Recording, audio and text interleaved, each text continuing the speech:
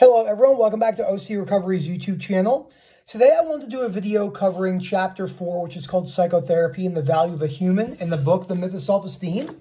So The Myth of Self-Esteem is the second or third book on the reading list, and it talks about the inefficient ways that humans go about rating themselves in their entirety and basically living with self-esteem and or conditional self-acceptance versus actually having unconditional self-acceptance. So it's definitely something humans tend not to think this way, okay? And before we go any further than this, if you could please subscribe down below. Lots of great videos going up. I'm going to be doing a lot more videos breaking down chapters in the books, and I think that's really important to talk about.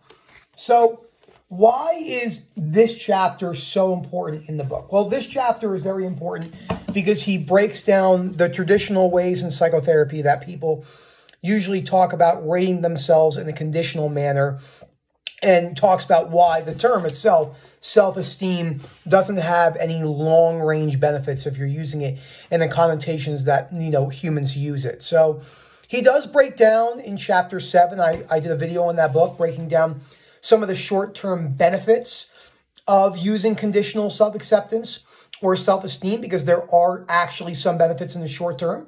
But there's a lot of things in life that have benefits in the short term, and they don't actually have any benefits in the long term. And that's really where people get themselves into trouble. So I wanted to read to you the opening couple sentences in this book, in this chapter, and then we'll go from there.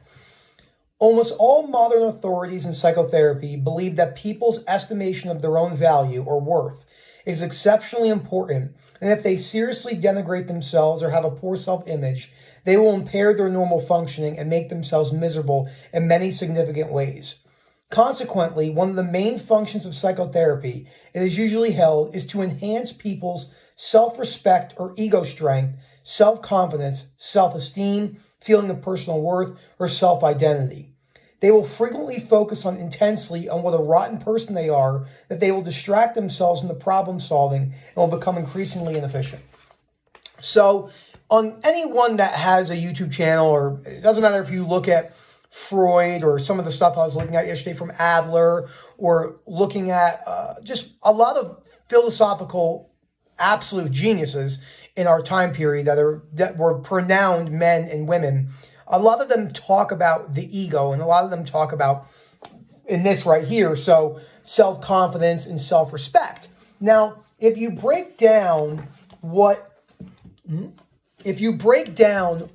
self-esteem and self-respect means in its simplest sense, it means that in order to achieve that being or that state of consciousness, one will need to achieve a certain aspect in their life, whether it's a spiritual or a monetary or a physical attribute. But the problem with this is when those things are no longer there, the human consciousness goes completely haywire. So what happens is the state of being that you've put yourself in is almost as if you shot yourself with some heroin and you were a heroin addict.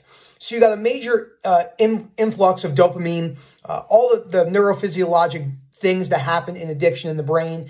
And what happens is you get the high. In the basic sense, you get the high. But then what happens is when those things aren't there anymore, you kind of decrease and you crash completely. So instead of having, let me actually get a piece of paper for this. So instead of having this baseline, okay, right here. So this is the baseline of, say, unconditional acceptance, which is not how humans are naturally and evolutionarily used to thinking. We don't usually think in this manner. So let's say the bottom line is self-esteem or self-respect. So up here, this dot up here, so this is self-esteem or self-respect. This dot up here is what you need to do to reach that area, okay? So you need to, let's use a very simple example, make a lot of money to put your image up here in some success. Well, what happens if your business fails and you only have conditional acceptance? Now, you would think that you would go back to baseline, but you don't. What actually happens is you shoot all the way back down below the baseline. And so you have this area right here, and this is actually very similar to addiction. You have this area right here that is everything unhealthy emotions you can imagine. Rage, anger, serious depression, serious chronic guilt, anxiety, shame. Shame and guilt is a product, chronic shame and guilt is a product of the conditional acceptance. When you accept yourself in an unconditional manner, you will more than likely feel shame and guilt at some point in your life because they are actual human emotions, but they won't stick in the way that they stick for most people. So, let's say someone did something and they felt shameful for years. PTSD, chronic guilt, okay? Something happened, they weren't there. Well, because our understanding is based around musts and shoulds, that shouldn't have happened, I must have been there, we kind of plummet down into this area where the line up top is, say, this person with unconditional self-acceptance, where it's kind of, it's either two things in theory. It's either a much smaller version of it where you might go back down, but then you look at things more rational and you come up to baseline, or you don't even really go below the baseline, which would be a very, very hard philosophical mindset to reach. I think it would take quite some time to reach that with lots of practice in cognitive behavioral therapy, rational motive behavioral therapy, moving with uncertainty. But when you look at almost everything in life, whether it's money or religion or the way they see something politically or the value of themselves. So that's why it's called the value of a human. Humans value their worth on many different fronts. Do they value it on their physical attributes? Do they value it on the power that they have? Do they value it on the respect that they have? But the problem is those values are always conditional. And this is why identity, anything, really gets into trouble. So we always say stuff, you hear me say, you're not a basketball player, you are a person that plays basketball, But when you're a basketball player and you make $100 million a year like LeBron James, I could see how it would be very, very difficult to apply unconditional self-life and other acceptance when you've been living in such an inflated state of reality. So there's areas where, and it goes the other way too, if you come from third world country and you see yourself as a worthless human because of the situation you came from, I could see how it would be very difficult to adopt an unconditional self-life and other acceptance type of standpoint. So this is something that Ellis realized when making this book. And I'm going to tell you, this book is a difficult read. It's not an easy read. I severely struggled with conditional self-acceptance and still do to a degree. It's probably the last thing will need to go for me. When I say mean to go, my last perspective shifts. It's not like I'm going to walk over a line. I put my entire self-worth on my educational knowledge. I put my entire self-worth on my, my knowledge of exercise science, on my knowledge of back anatomy and physiology, being in my profession with my doctorate. I think it's very easy to start accepting yourself completely conditionally in an unhealthy manner when you have a doctoral degree or a master's degree, because you are put up on a pedestal of being higher in the sense of the achievement of humans. You have achieved a level of status in academia that is not an easy thing to reach, but that doesn't matter. You're just a person that has a doctorate degree and a million other traits that might be good or bad. So it's not as simple as attaching yourself to the thing that you correlate your whole entire life with. So I wanted to go to and this is a long chapter. I think it's 50 pages or so. I wanted to go to the page where he talks about basically self-acceptance, self-respect, self-appraisal, and what happens when you're doing these things with the mindset of needing to do them for approval, which is the way how humans naturally do it. You're not outright thinking, how can I do this to accept myself conditionally? You don't think that. It's just that's the way that we think in that regard. So, okay. So some of the main reasons for my espousing people's taking a non-evaluative attitude towards themselves, while still evaluating many of their traits and performances. Now, before I go any further, you hear us talk about that agreement is not acceptance, and it's something that is kind of missed in the community of OCD and other areas of psychology, in my opinion.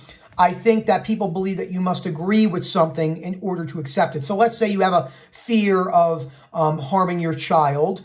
Let's say in some weird instance you walked around the corner and you kicked your baby in the head. You didn't see your baby there. Well, now it's a real event that actually happened. But you don't have to like that scenario, but you can accept the reality that it happened. So you can accept yourself unconditionally, you can accept life unconditionally. When I listen to psychologists speak and when I listen to philosophers speak, a lot of people actually do have a lot of carryover in the unconditional self-life and other acceptance, but they don't maybe use the same terminology. So I was listening to Jordan Peterson this morning he was talking about building low frustration tolerance for his patients or clients, but he wasn't using the terminology low frustration tolerance. He was using terminology from Freud or Carl Jung or other philosophers and psychiatrists or psychologists, but it's still producing the same concept of, getting out there and doing things even when you feel like fucking garbage. And that is such a huge part of recovery. So both positive and negative self-evaluation are inefficient and often seriously interfere with problem solving. If you evaluate or defame yourself because of your performances, you will tend to be self-centered rather than problem-centered, and these performances will consequently tend to suffer. Self-evaluation, moreover, is usually ruminative and absorbs enormous amounts of time and energy. By it, you may possibly cultivate your soul, but hardly your garden. I don't know why he put it like that, but anyway, so that's the problem. When you look, he nailed it perfectly in that regard, where he said, if you evaluate or defame yourself because of your performances, you will tend to be self-centered rather than problem-centered. So let me give you an example, a real-life example of myself. I have, whether it's my evolution or whether it's my environmental background, I have believed that the way I look and my strength was a major determining factor of my worth, which it's not. It's just a part of my life. I needed to accept that was my conditioning as of now, accept that what I've been doing is the wrong things to get myself better. So there's two parts of acceptance. Accept that I have to now maybe go down the path untaken and change my behaviors, and accept that those things might not work. There's 4 parts. Then there's a 5th part that I want to add, that you can accept, even if you fail at all 4 of these other parts of acceptance, you can accept yourself as a human. Because what happens is when we fail, we say we are a failure. No, you're just a person who failed right now. You're not a failure. If you were a failure, you'd be failing forever. It's these tiny little perspective shifts that add up to the long term and to basically, if you had a bucket of water, okay, the bucket was empty. And every time you looked at the situation through a rational change, or you looked at something through a rational lens, you add a drop to the bucket. And then what happens is, over time, it gets easier. So, you look at yourself and you think, okay, that's not a situation I want to respond in the way I usually respond in. I know for me, compulsive changing my workout programs, compulsively chasing a feeling of acceptance, well, that's not working for me because it's gotten me right where I am right now. So let's change directions and let's try with a hypothesis, a new direction, and give it some serious, time, maybe 5-6 months of changing my direction, and then accept that might not work the way I wanted it either, and then I can make another hypothesis and change going forward. So there's many different aspects to the whole acceptance pie. It's not just acceptance, you walk some straight line and get to some finish line. It's acceptance of what you have done hasn't worked.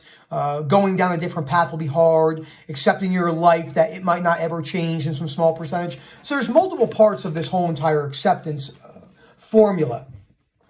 Self-rating only works well when you have many talents and few flaws. But statistically speaking, few are in that class. It also tends to demand universal competence. But again, few can measure up to that demand. And I would even slightly push back on that in a way and say, even if you do find someone with lots of little flaws, like a professional athlete, like LeBron James or, Derek Jeter in their prime, like I was saying, it must be very hard not to think conditionally because of the way you have been conditioned and praised. It would be very difficult without this type of training to walk into a store and everyone says, oh my gosh, Derek Jeter, you are my hero. It's this, it's hard not to have that push you up into this really elevated sense of conditional self-acceptance. So it's definitely a natural and human aspect of our life. It doesn't mean that just because it's natural and it's common doesn't mean it's healthy. Just because it's natural and just because it's common doesn't mean it's healthy. I had a great conversation about that with the advancement of technology, and why I think the advancement of technology, while it has done many great things doesn't mean it's always inherently beneficial, because it's not, especially when you look at dating apps. Jordan Peterson did a great podcast on that. I highly recommend watching that. Self-appraisal almost inevitably leads to one-upmanship and one-downmanship. If you rate yourself as being good, you usually rate others as being bad or less good. I definitely struggle with this. I thought because I was a good person, because of my educational background, because of the amount of books I read, always bragging to people, oh, I read 4 or 5 books a month, and everything was based on conditions. If you rate yourself as being bad, others will be seen as less bad or good.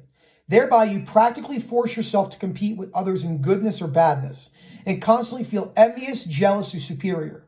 Persistent individual, group, and international conflicts easily stem from this kind of thinking and feeling. So think about all wars. Think about all major conflicts.